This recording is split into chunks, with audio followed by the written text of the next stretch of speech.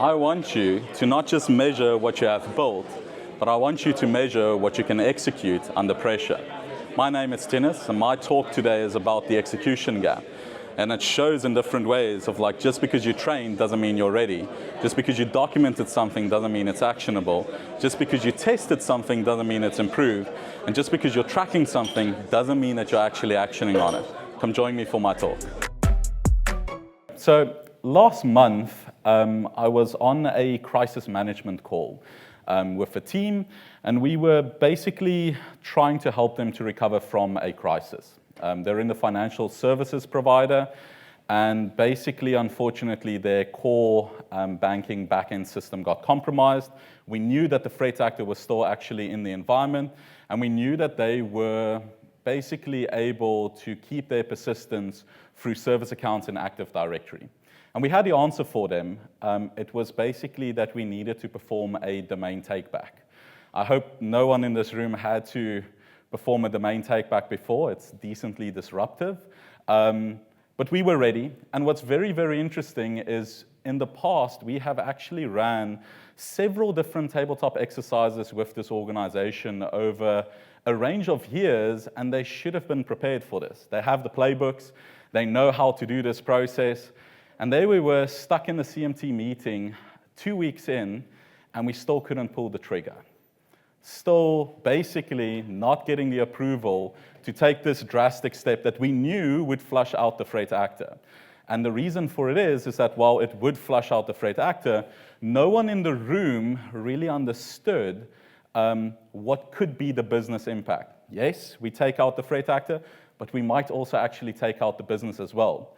This is interesting because now we were still playing whack-a-mole with the threat actor, and it took us an additional 2 months to basically get to the point where we felt decently that we have flushed out the threat actor, where we could have actually taken the action in that single moment to get rid of them. And that, for me, is the execution gap.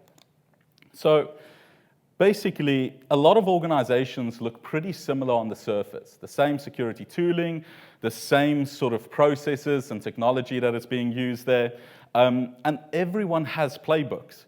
The difference is not necessarily in what the organization has built, it's in what the organization can actually execute when the right time comes. And that, for me, is the execution gap. The distance between what an organization has built and what they can actually execute when the pressure comes. Now, I should maybe just, before I jump in, give a little bit of an introduction for myself. My name is Tinus. I'm representing TryHackMe today, which is an organization that does cybersecurity upskilling, both on the offensive and the defensive side of work. And the defensive work is a lot more focused on things like tabletop, SOC simulations, and getting organizations ready to execute when that time comes. But TryHackMe is actually my part-time work. For full-time, I am the head of consultancy of MWR, where I lead the consultancy team and basically work as a crisis director for our incident response team. And I love to do research, so I'm involved with 2 universities in South Africa. I'm doing research, a healthy amount of blue and red research. So that's 3 different perspectives that I think that I have on the same problem.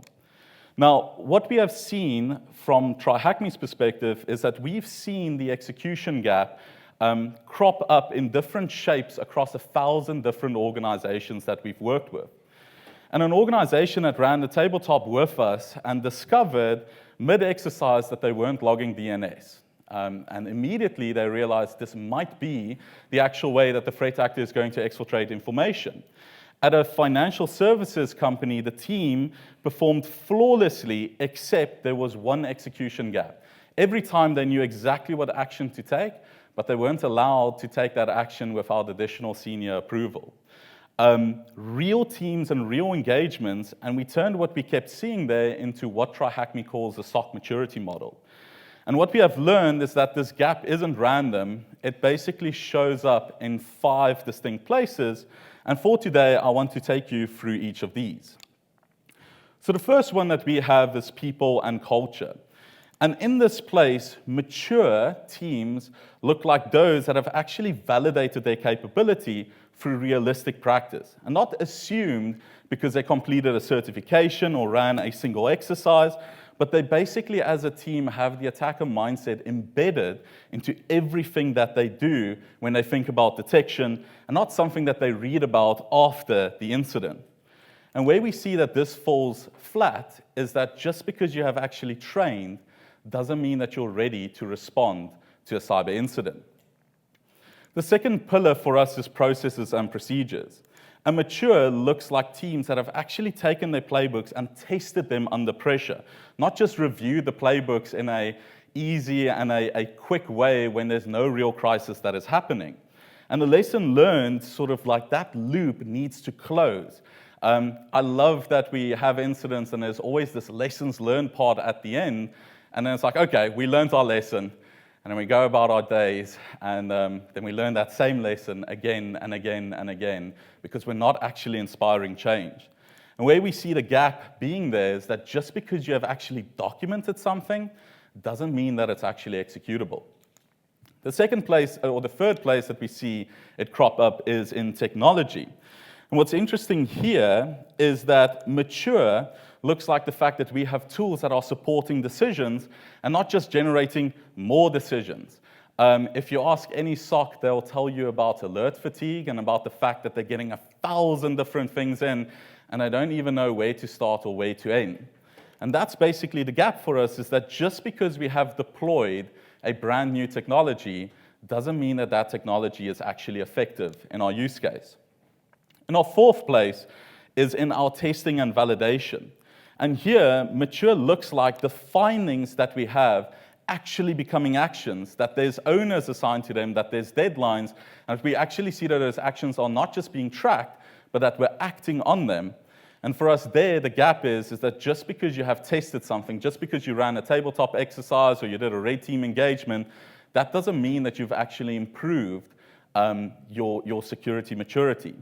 And the last place where we see the gap is in mature measurements and the continuous improvement. And basically, I think everyone in this room will have those pretty dashboards that show you like red, amber, green, and like shows you where your different issues is and everything. But the fact of the matter is, just because you are actually tracking it doesn't mean that you are acting upon what you are tracking. So those are the 5 places where we basically see the execution gap. To start with the first one, again, training does not mean that you're ready to respond to it. Just because you're documenting something doesn't make it executable. If you deploy something, it doesn't automatically mean that it's effective. And if you tested something, that doesn't necessarily mean that you've improved. And lastly, just because you're tracking something doesn't mean you're actually acting on what you are tracking in those cases. Now, we've seen this with several organizations, and we've run this maturity assessment with a handful of organizations before, from a wide variety of different industries. And what's interesting is that we keep seeing the same thing. So I do want to take you through a couple of the stats that we have there. So firstly, if we take a look at people and culture, across every single one of the SOCs that we have assessed, training programs exist. I think if I ask anyone here in the room, who here does not have a training program? Cool, so we all have training programs, right? There's certificate paths, there's vendor courses, and in every single one that we had a conversation with, the SOC manager would say, so that's the person that's like actionable, or basically the person accountable to make sure that they can execute, that would tell us that sort of like, well, our training isn't really producing the readiness that we need. I had some conversations last night as well, and it's the same thing. We're doing the training, but is the training that we're doing actually effective? In one APT-themed live breach we ran recently, the SOC was deeply Sentinel trained, right? Like that was their flavor, that was what they were good at. And the moment we had to have them pivot to another technology, because let's be honest, no one is actually taking all of their logs and shoving it into that same SIEM, right? There's always that one edge case that goes somewhere else. Immediately they floundered, right? So they were hyper-specifically good at the technology that they were trained in, but unfortunately that didn't transfer to where they were. So they're trained in volume, but that doesn't necessarily mean that they are ready, right? Sorry, just going to see here. And I want to talk a little bit about the wider data behind this as well. In a 2025 Verizon breach investigations report, it found that phishing click rates are essentially unchanged by training. So what training does change is the reporting velocity, right? But the failure rate basically stays the same. In a 2025 ISC2 workforce study that surveyed 16,000 cybersecurity professionals, it was found that 88% had experienced at least one significant cyber event that was tied to a skill shortage. So we're training these people in volume, but that doesn't mean that they are actually ready to action on that training. In processes and procedures, what we are seeing is that the loop is only closing when someone external forces it, right? There's an external pen test that is run, there's third-party red teams, there's an insurer that is pushing us to do something, right? The internal exercises are happening, but the action points rarely become action. In a 300-person company that we ran one of our tabletop scenarios for, the exercise basically pointed for us that while they did have all of the escalation chains available, those playbooks were written as if they were a 3,000-person company. So the playbook's documented, but it's really, really not effective for the organization that it was written for. Now, Signia, in the April 2026 CISO survey of 600 senior security decision makers, I think they captured this perfectly. So they said 99% of the organizations that they talked to told them, yes, we have playbooks, we have a formal incident response plan, but 73% of the CISOs say their organization would not be able to execute under pressure if a major attack landed tomorrow. 99% documented, but 73% of them saying that it's not executable. In our assessments of technology, it's the dimension that's the most widest spread. So some teams have invested heavily. There's SOAR platforms, SIEM tooling, automation. Some haven't. But what's quite striking for us is that the teams that have invested in the tools aren't necessarily the teams that have invested in the configuration of those tools, right? In one incident we worked with recently, a threat actor was selling data that they got from a company, and it was on the dark web. We did our research, and basically everything pointed to us to tell it that, yes, this is the organization that was compromised. But we were about 8 hours in trying to find where that data actually lives, because it pointed to the main CMS system, but there were tiny discrepancies in terms of the data age that just didn't match up. So 8 hours into this thing, on the CMT call, one member goes, Dave, do you remember that POC we ran 5 years ago? This looks oddly specific to the type of data that we use with that third party. So it turns out, 5 years ago, they ran a proof of concept with a third party for data enrichment. And essentially, the POC didn't go anywhere. So of course, documentation isn't there as well. And they did enable SSO. Sadly, there were internal accounts, and those internal accounts basically didn't have multi-factor authentication. InfoStealer got those credentials, and that's how the threat actor basically got the data. So we have the technology. We've deployed multi-factor authentication. We made use of SSO, except for that one tiny gap. And that's where the breach is coming through. Now, the data backs this up for us as well. In the SANS 2025 SOC survey, it found that 42% of SOCs have already deployed AI and ML tooling out of the box, right, with zero customizations. And in that same survey, it found that AI and ML ranked dead last in SOC satisfaction. Meanwhile, in Vectra's research, it showed that the average SOC ignores 63% of the alerts that they're getting in there. So the tool's deployed, but the effects are missing. In testing and validation, we've seen tabletops happening, we've seen purple teams happening, but we don't really see the change happening. The exercise produces a report, the report sits on SharePoint, and then next year we're just running another exercise as well with another report that's going to surface the same findings for us there. One team we worked with, we're running monthly tabletop exercises, and every month without fail, they told us that the diagnosis kept surfacing the same gaps. Then there's something wrong with the tabletop there if you keep seeing the same gaps, because it means that you're not actually taking the actions from it and improving on it. And it's not just our pattern. In the Bank of England, in their July 2025 thematic findings of the 2024 cyber stress test that they ran, and I want to paraphrase this, they said, that the first responders at systematically important UK financial institutions were unfamiliar with their own organization's response framework. These are firms that have been doing C-based exercises for years, and they were still unfamiliar with their own processes. So it's tested regularly, but that doesn't mean that it has actually improved. For measurements, one SOC manager we asked described the current metrics in his own words as leaving a lot to be desired. The cases are closed, there's SLA adherence, phishing simulation results, it's all tracked, all in neat little dashboards, right? But as he put it, it's not about tracking it, it is actually actioning on them as well. Now, the PwC Global Digital Trends Insights found that 78% of organizations expect the cyber budget to actually increase. But only 16% meaningfully measure the financial impact of a cyber risk on their business.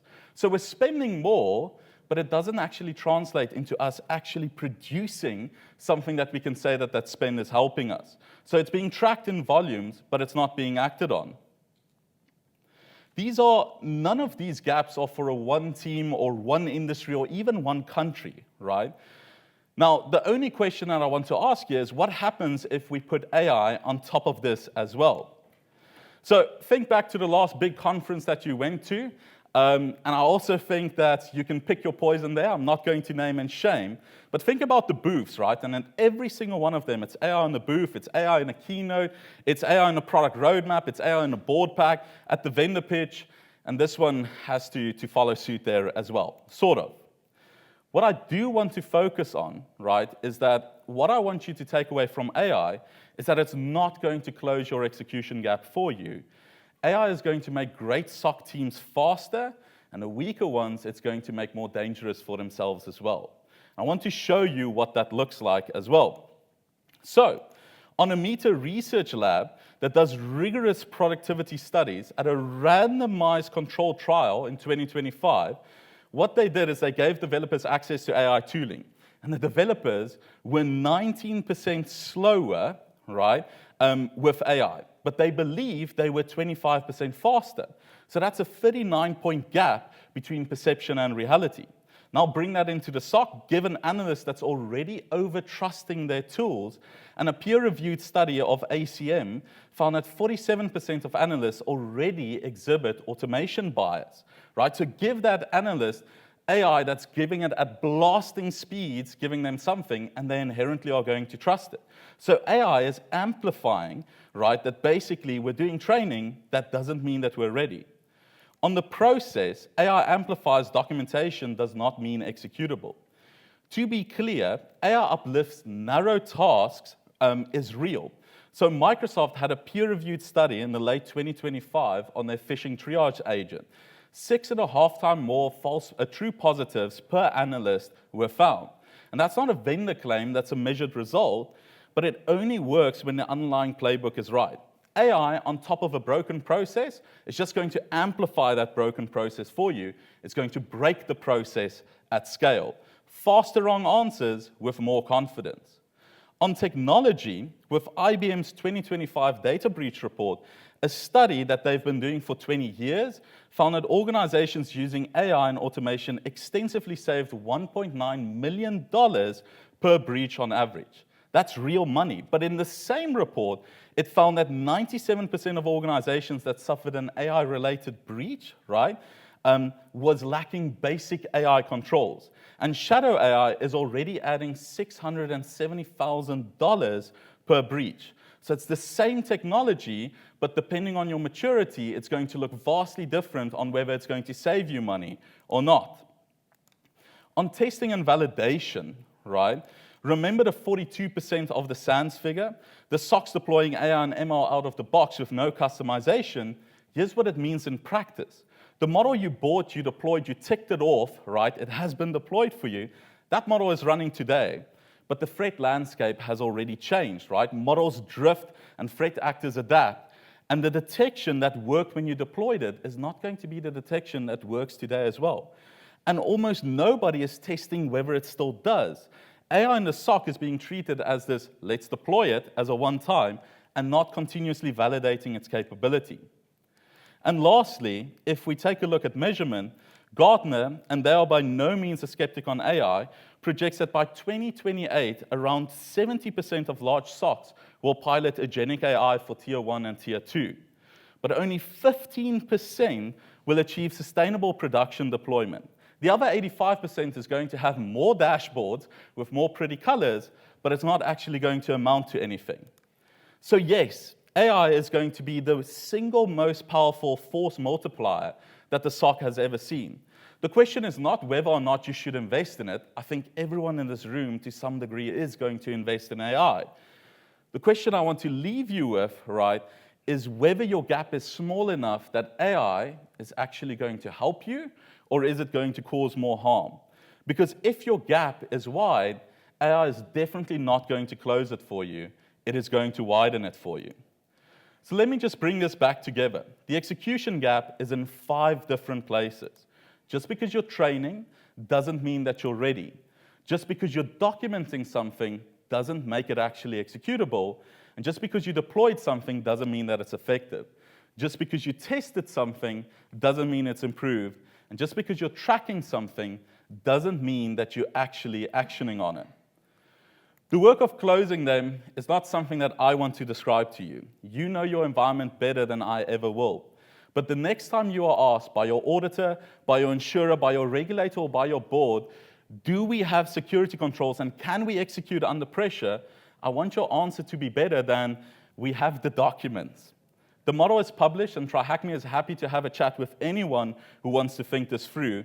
But the takeaway for today is the frame, not the framework. AI is going to amplify whether your capability state that your team is in, and whether this helps or hurts you depends on how wide your gap is. So what I want to leave you with is that I want you to not measure what you have built. I want you to measure what you can practically execute under pressure. Thank you.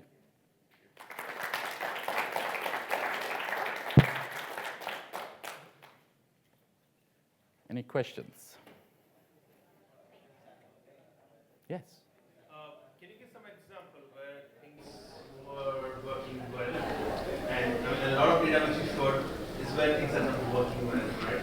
If we take an example of your client where things are really perfect, what are the top tools we think they do differently than other companies? In my opinion, I think what makes the biggest difference in organizations that does this well is organizations that have done enough exercises on the actual human elements rather than just the technology. Oftentimes where I see these things falling apart is the fact that we run tabletop exercises, we do all of these various different things, but where it really works together is when you have a team that have actually sat down and figured this out for themselves and having those conversations. The biggest place where I see it breaking down is when you have the technical team pushing for a certain element that needs to be, or an action that needs to be taken from a technical perspective to do something for a threat actor, but they cannot translate that correctly for a crisis management team to understand what is the risk to the business, how long are we able to take that control. And the teams that I've seen that work really, really well is teams that have actually taken the time to work on those relationships between how those teams are going to communicate under pressure. The second place where I've seen, in my opinion, the best levels of maturity is organizations that don't just buy the next shiny blinky box. The organizations that are immature are the ones for me that every single year they switch over to a different EDR provider because they're the current top one according to whatever metric you want to use. Where I've practically seen maturity is an organization that have been running the same EDR tooling for the last 12 years. They have customized the living heck out of that thing to work for their organization. And they're now at the point where basically when they look at new tooling, it's not, are we going to replace what we have? It's, I understand where my gap in my current tooling is.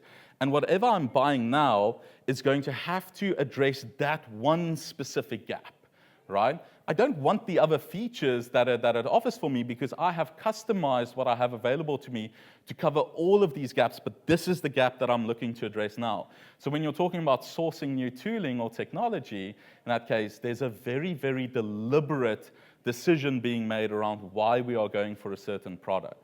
And that's where I think maturity shines the best. I am very, very vendor agnostic from that perspective. I love working with organizations and asking them, what do you have available and how much have you actually customized that? Because we all work in different industries. We all have different threat landscapes.